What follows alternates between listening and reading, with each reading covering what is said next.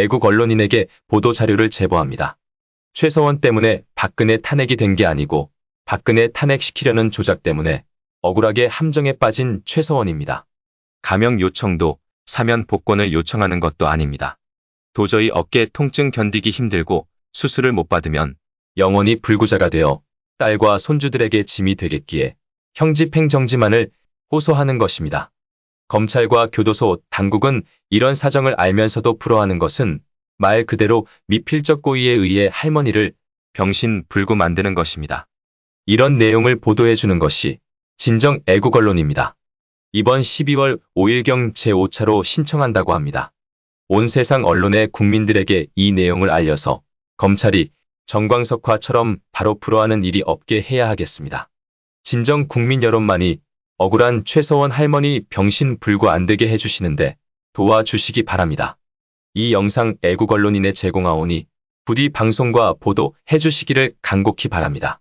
의병 방송 신백훈 호학 방송 올림. 어둠 속에 묻혀있던 태블릿의 진실이 세상에 알려지는 날, 최서원. 7년 동안 묻혀있고 덮어두었던 장시호가 제출했던 태블릿의 진실이 밝혀지고 그것을 국민들에게 알리는 날이 왔다. 그런데 그걸 발표하려는 회견장을 서울지방 변호사가 대관 불허를 통보했다. 도대체 현재 지금 대한민국은 자유민주주의에서 누구나 가질 수 있는 표현과 언론 진실의 표현 자유를 누가 막고 있는 것이냐고 따져 묻고 싶다. 특히 지방 변호사회는 약자와 억울한 사람들 편에 서서 싸워줘야 하고 그걸 이겨내야 하는 사람들 아닌가. 요즘 이해할 수가 없는 일들이 대한민국에서 일어나고 있고 진실을 밝히는 기자회견 발표를 막는 것은 그들이 은폐 세력이고 어둠의 집단이란 의문을 피할 수 없음을 알아야 할 것이다.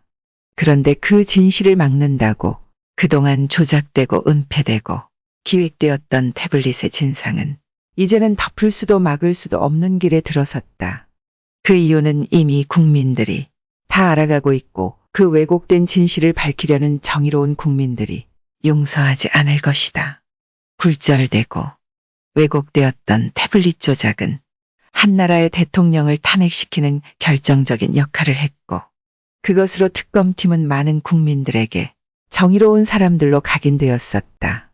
그런데 그게 조작되었고 최서원 것이 애당초 아닌 것이었다면 그들은 정의롭지도 의롭지도 않고 국민들의 눈을 속이고 자신들이 영웅이 되기 위해 이 나라를 흔들어 놓고 대한민국의 역사를 흑역사로 바꿔놓은 것이다.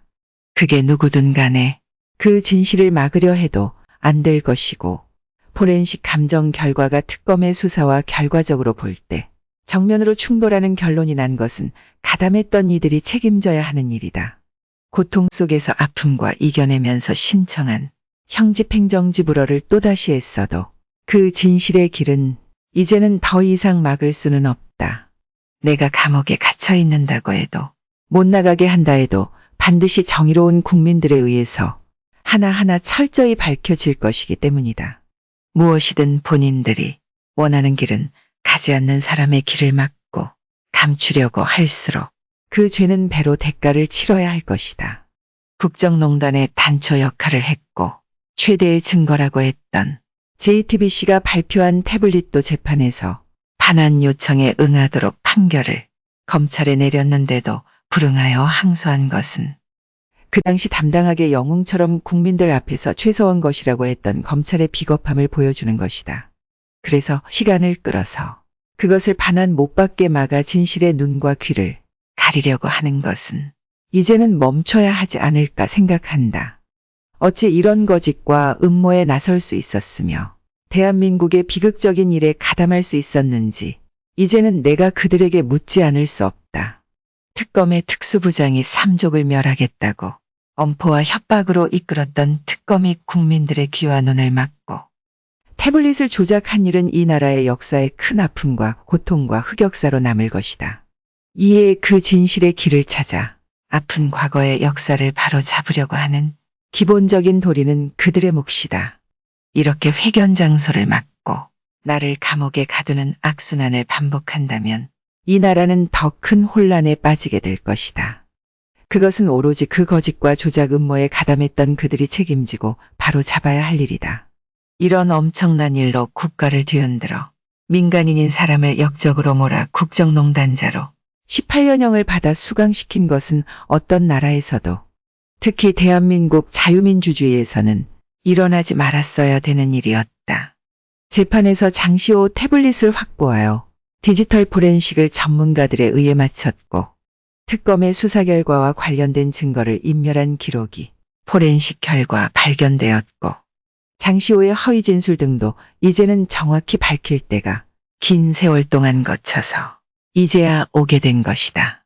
이 진실의 길은 오랜 세월, 수강 생활의 고통과 병마에 싸우면서도 진실의 힘이 이길 수 있다고 믿었기 때문에 나선 것이다. 결코 개인적인 것을 떠나 사회의 혼란은 나는 원하지 않는다. 그 이유는 그동안 우리 국민들이 받아온 역사 속에서 감내해야 했던 아픔과 고통을 더 이상 받길 원하지 않기 때문이다.